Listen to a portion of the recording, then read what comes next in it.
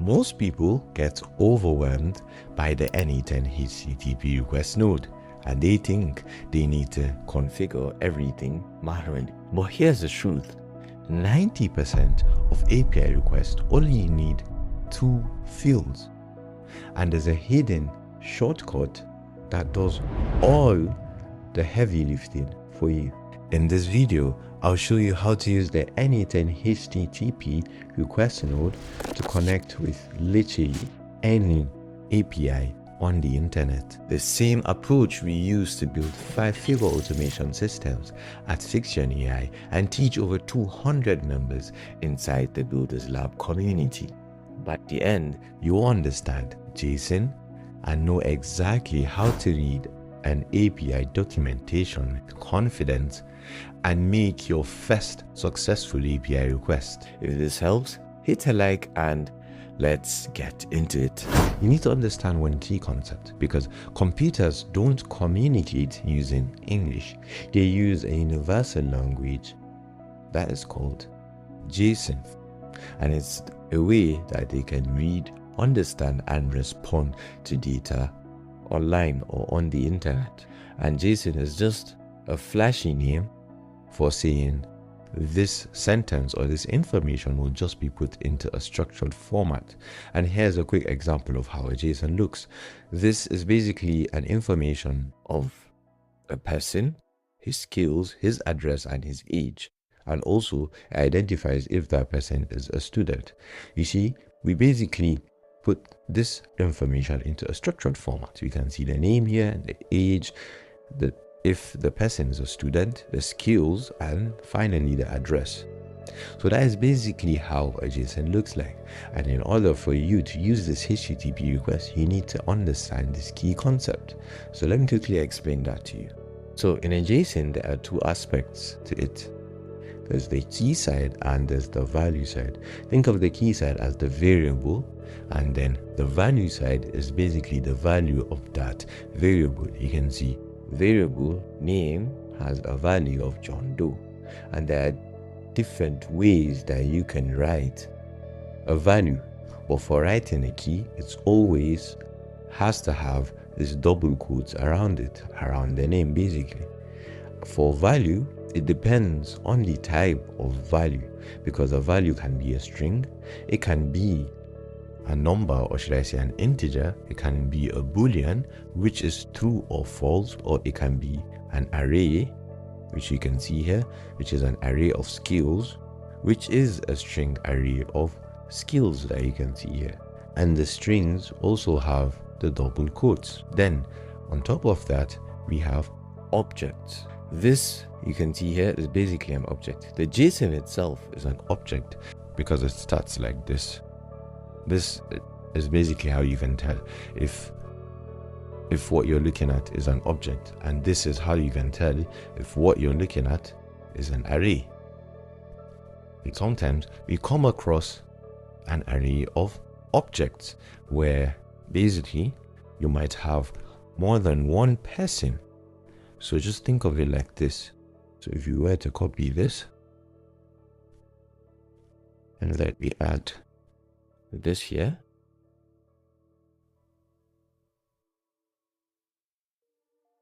and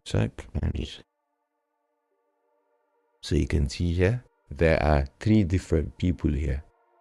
This is just the way that you structure data for the computer to understand, so that it can respond to you. So now for the string always has to have the double quote.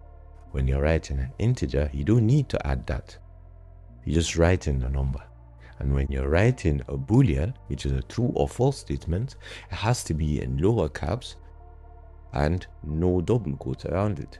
However, if you're writing an array, or you want to put your information in an array, it depends on the type of the array, whether it's going to be a string array or it's going to be an integer array. But always and always, an array has to have the opening bracket and the closing bracket you can see here. And when you're writing an object, It's just the same way that you would write a JSON. So just think of it as a nested JSON inside the main JSON, or a nested JSON with a variable. So you can see address here, and this is the nested JSON which has a key and a value, and the value is a string. The same for city and the same for country. So hopefully this makes you understand the binding principles of JSON, because if you make a mistake when, for example, for age you add double quotes, the computer, or should I say the API, would read it as a string rather than an integer. And also an important key factor is you always need to add the comma in between the items. So in each item, so a JSON is basically made up of items. Name is one item, age is another item, student is an item to as one. So in between each item, you need to add a comma, and the last item should not have any. And one thing I would recommend is when you're basically building up your JSON, you should use a JSON editor, something like this one, the JSON editor online.org, and it makes sure that your JSON is formatted the right way, because if it's not, it's going to break the API call. So that is basically the binding principles of a JSON. So now, how do you communicate using a JSON? So in simple way, just search the HTTP request node, yeah, in N8N. And the two things that you need to focus on, because if this is your first time seeing this, you're definitely going to get overwhelmed. But a simple trick to this is that just focus on these two things, the method and the URL. When thinking of the URL, just think of it as the address where you want to send the data to or receive the data from. For example, I have a URL here, which is an API example, basically URL I just made up, but it retrieves the users. So this address is for me to retrieve the user. When it comes to the methods, there are a lot of options, but the ones that you should focus on are these four methods. There's the get method, the delete method over here, the put method, and the post method. So in simple terms, what the get method is that you're telling the API that you want to retrieve information from wherever the address is. And the post method is basically saying, I want to deliver this information to this address instead of retrieving it. And the delete method is basically what you want to be deleted in the final address. So here's a quick analogy to help you understand what the delete method is like. So let's say you're rushing to the office. You need to throw away the bin, but you forgot to throw it away. But then your son or your daughter is still at home. On your way to the office, you give them a call and you basically tell them to help you throw the bin away, which means they are deleting an item from your house, which is the address. So hopefully that makes you understand a bit how the delete works. You're basically removing something from the database. You're instructing the API, please delete this from the database. That is basically how the delete works. And finally, the put. The put is not widely used, and mostly a post method is used in place of a put. But let me quickly explain what a put is. A put is basically, let's say you already have an existing information and you want to update it rather than adding it, like a fresh new information. You want to update that information. So what the put does is that it updates an existing information in that database or your address. So these four methods are basically how you communicate, or should I say the actions that you want an API to do. And make sure whenever you're making an API request, you're using the right and appropriate method, because if you choose the wrong method, it's going to do the wrong action, or in the first place it's not even going to work. So make sure you use the right method and you're using the right address, which is basically the URL. So now, how do we even send the data in the first place? Let's say we want to update something or add something into a database, or even tell the API that I want to delete something. Well, there are two ways to do it. First, we'll start with the query parameter. So let me quickly put in this URL here, and you can see there's quite a difference with the first URL that I gave you, and the difference is this part. And this part is where I call the query parameter, because you're adding additional information on top of the already existing URL, which is known as the address based on my explanations prior. So the query is just a way of sending additional information without using the body parameter. I'll explain that a bit later after this, but just think of it as a variable, which is a key, if you remember from the JSON explanation, and the value. So by this, we're basically just saying, okay, here's the query parameter, the address that we want to send the information to, and here is the information. We basically say, okay, age is 15 and country is US. So this can basically be a GET request, where maybe you want to fetch people in the database that are aged 15 and are from country United States. So hopefully that makes you understand how the query parameter works. But also, if you do not want to use this URL extension, what you can do is just enable send query parameter and just put in age as 15, add another one, country as US. So it's basically the same as this one here, and you can even delete this and use this one instead. So those are the two options you can use to send query parameters in N8N. And the query parameter is mostly used when doing a GET request. But let's say now you want to do a POST or PUT request. But as I've told you, a POST request is more widely used. You use the body parameter instead of the query parameter, which I just explained. So just think of the body parameter as using JSON to send data over, like I explained how JSON works. I'll explain how it works in practical terms just in a little moment, but let me quickly explain how you can send information using the body. I told you you can use JSON, and over 90% of the APIs that you'll be using will be using JSON. But in some rare occurrences, you can encounter APIs that use form data, and there are different ways that you can send this JSON. You can use it through the forms, the same way that you enable the query parameter, or you can use JSON, which is the way I would recommend.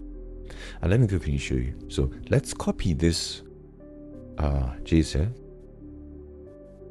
Let's paste it here. Let's open the expressions. Let's open it here. And this is basically an information that you would be sending, let's say, to the user's endpoint, which is the user's address. Just think of it as I said, the address. And let's say you want to add this user to the database. So you make a POST request with the name of the person, which is John Doe, that has an age of 28 and is not a student and has skills comprising of Python, JavaScript, and SQL, with an address of 123 Main Street in Toronto, Canada. So if you want to make a POST request, in most cases, you use a JSON like this one, and that is basically how you send an information over. And also, when the API responds back to you, it also sends you back a JSON too as well. So it just makes everything structured and predictable. So now we know how to send a data, and you know the address to send it to. But there's a big red flag. It means that everybody can access that address, which is a big no-no, because everybody can access your database. And the way to counter that is using authentication. And there are two main types of authentication that you'll be coming across. But I made a specific video on N8N authentication and credentials and how to set them up in a more secure manner. If you want to take a deep dive into that, you can watch that video. It's in my channel. But the two main authentication types, there's one called headers and the query authentication. So when it comes to header, if you've played around with APIs, you've mostly seen this, where it basically is something like this. It has bearer, then your API key in front of it. And how you can basically set it up is by just toggling the send headers and using fields below, and basically just toggling this. By having this, you have authorization bearer, and then you basically put your API key here. And another way is basically the query authentication type, which you add the question mark, which basically signifies that everything after this is information that you're sending, which is data basically, not the address. So most of the time you see this, and then like this, then your API would basically be here. So those two are the two main authentication types that you'll be coming across the most. But in N8N, they have implemented ways that you can set up authentication ASAP. One is the predefined credential type, which are basically credentials that have already been set up for the services that you would like to use. So let me quickly show you here. So here is a broad list of a lot of softwares you can see here, and they already provide you with a predefined framework that you can use to be easily set up your credentials, because some credentials are hard to set up. For example, the Google credentials or the Meta credentials. I've made videos on this, on how to set them up, if you're looking to do that too as well.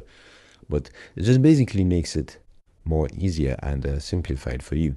So all you have to do is basically create that credential, add your API key, and N8N stores it for you, and it makes it reusable for you too as well, so that you can easily use this across all the workflows. The next one is known as the generic credential type, which I would recommend instead of adding your credential directly into the HTTP request node, or here, for example, because if you were to share this workflow here, by basically downloading it and sending it to somebody, they would have access to your API key, and that would be extremely bad, because they can use your credits, your tokens, and stuff like that. So an easier way is basically just go into the authentication type. Let's say you want to set up a query auth. So you just do that, and you create new credential, and then you put the value, which will be key. You would find it in the API documentation, which later on I'll be showing you how to read an API documentation like a pro. So then you put your API key here, and then you click on save, and whenever you want to use that credential, you can use it across different workflows. And if you were to share that particular workflow, nobody would have access to those API keys, or should I say, nobody would have access to your API key. And if you were to set up, let's say, the header too as well here, you can go to bearer auth, click on here, and you can add your bearer token here. Simple and straight to the point. So now you know all the fundamentals that you need to set up an API request. We're missing one thing, because not all APIs are the same. Well, thankfully, most of the softwares that you want to use their API, they provide us with a documentation.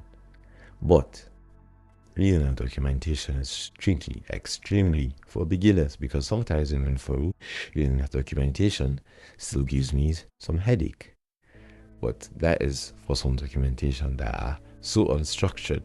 But thankfully, I'll be explaining this to you using a structured documentation, so that you can easily grasp how to read a documentation using a framework that I've built. You just need 4 things to easily skim through a documentation and understand how to set it up quickly. So I have a documentation here of OpenRouter.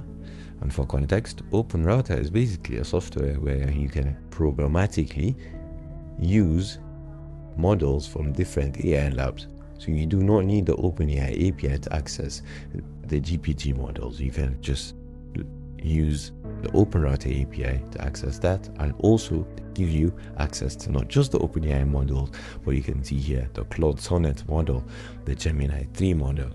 So what we're going to do now, they basically use this API that they provide us to create a chat completion. And a chat completion is basically, imagine you're using ChatGPT and you send a message. That is a chat completion. So you just want to ask, let's say, the new Gemini 3 Pro model, what is 1 + 1? So that is what we're going to do. So here's how you quickly skim through an API documentation or an API reference. First things first, you want to know the address, the URL of the API endpoint. You can see it here, which has the HTTPS, and that is how you identify one, and you paste it into your URL. Next thing, we want to get our method, and you can see here it's a post method, which means we're sending information to as well. So we make it a post, and next thing we want to check the authentication type. You can see here it's a bearer authentication type, and what you would normally do is that you send headers and then you put authorization and then you put bearer, I've told you, and then you create API. So API, yeah, ignore my typing. But I wouldn't recommend doing that, as I've said, because if you were to share this workflow, the person would have access to your API, and that's extremely bad. So what you would do is basically just check if there's an existing credential type for the service that you're looking to use. Let's put here open router, and you can see here it exists. So it just makes it easier for us, and we can choose one here. However, if yours was not available in PDF, you can just go to generic and just choose the authentication type, which you can find here, which is the bearer, and just click on bearer and set create a new credential, put in your API key and save, and you can just select it here. And that is basically how you set up the authentication. Next, the data that you want to send over, since it's a post request, we find it here. So you can see here there are different variables, or should I say different keys, that we need to send. The most important ones are the ones with the label required, because those ones are extremely important and non-negotiables when you're sending that data, because you need to include that. If not, the API request won't work. So you can see here, first one is the messages. It's basically what the message would be in the chat completion. And if you were to open it here, you can see there are multiple objects. You could send object 1, 2, 3, 4, 5. There are different types. So the first one is the system, which is basically the system prompt. And you can see here the user, well, we'll just be using this one.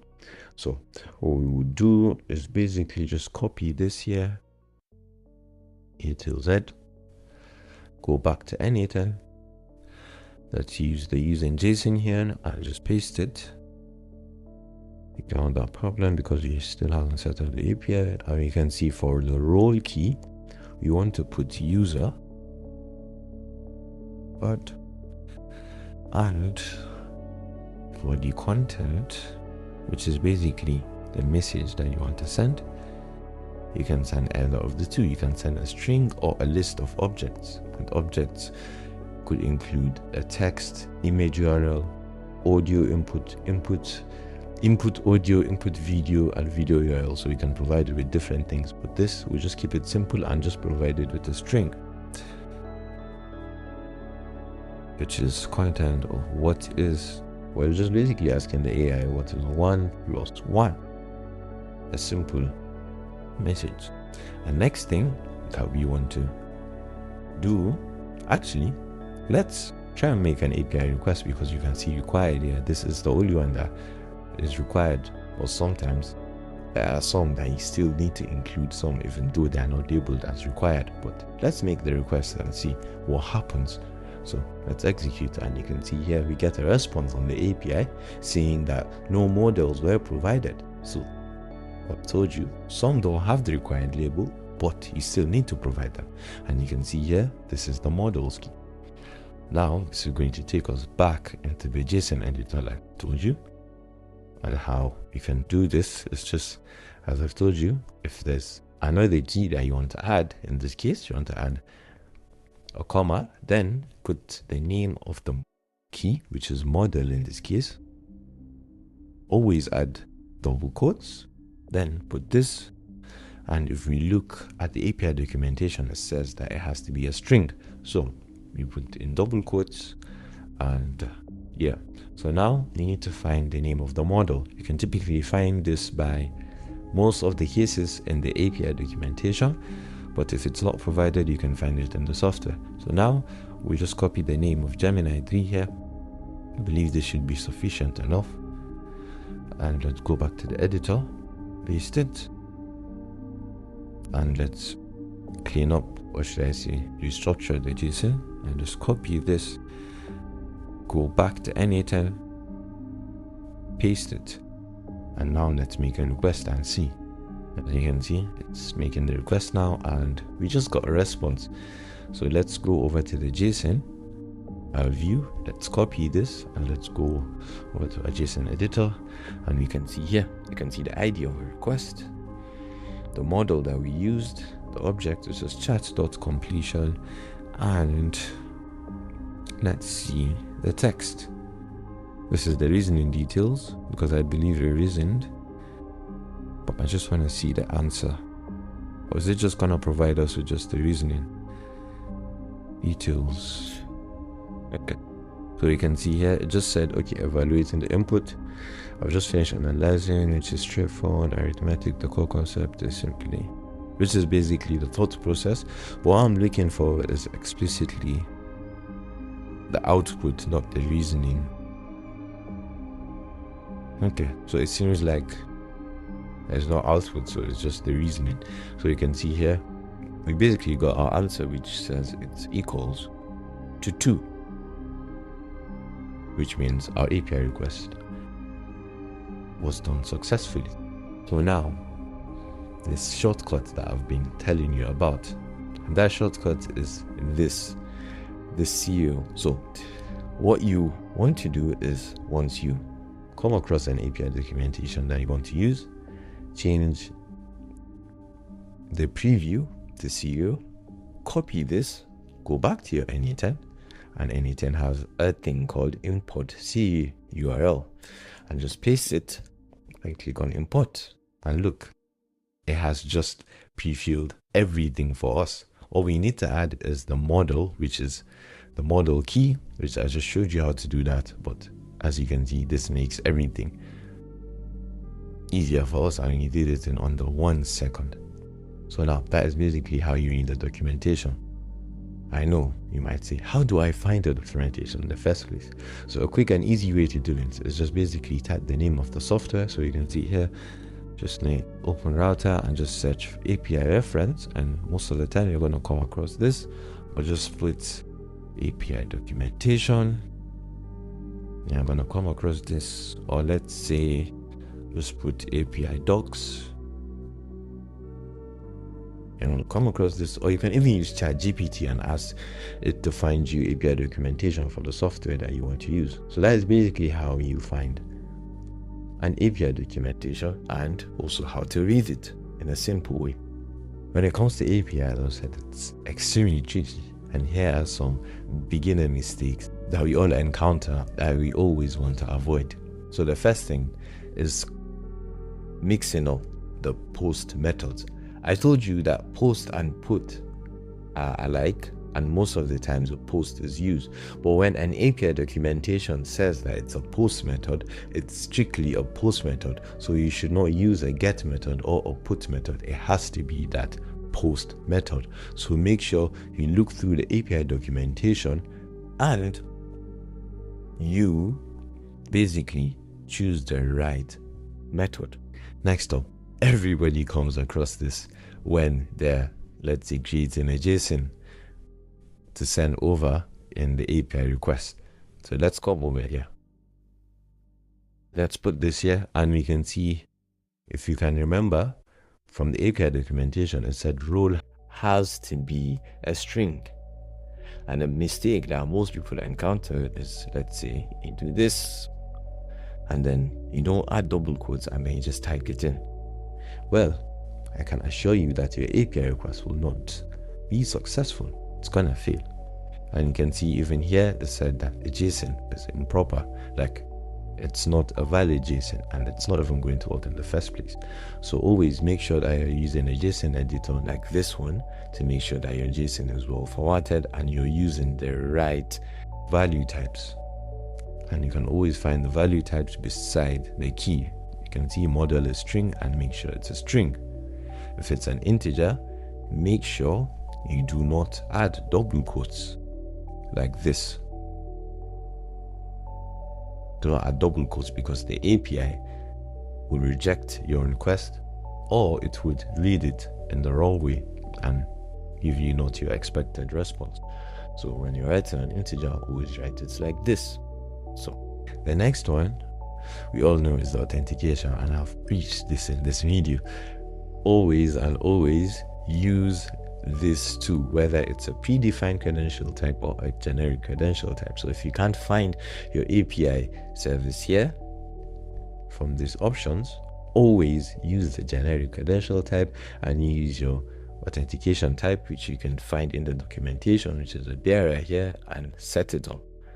Because if you put in your API request, or should I say, if you put your API key here and you share it, you're most likely going to get your API key exposed, and that is extremely bad. So now the final one, which is missing the required fields, and we've even encountered this. So you can see, always make sure that you are using the required fields when making an API request, or you're sending over a data in an API request. Always look for the keys with the label required. And also, most of the time in the first run, the API request might not work. You can see it rejected in the example that we use, and it said that we need to add our models. And in the documentation, it didn't even say models was required, so we had to add it. So always make sure that you do not miss any required fields, because your API request would fail. And that's it. You know how to use the N8N HTTP request node to connect to any API, understand JSON, and read API documentation with full complete confidence. And finally, you're no longer stuck wondering how to connect N8N to external APIs. And if you want live support building these automations, join the Builders Lab, which is the first link in the description. And if you need an AI strategy and transformation for your company, check out 6 AI, which is the second link in the description below, and book a call with our team. Don't forget to like, comment, and subscribe, and I'll see you in the next one.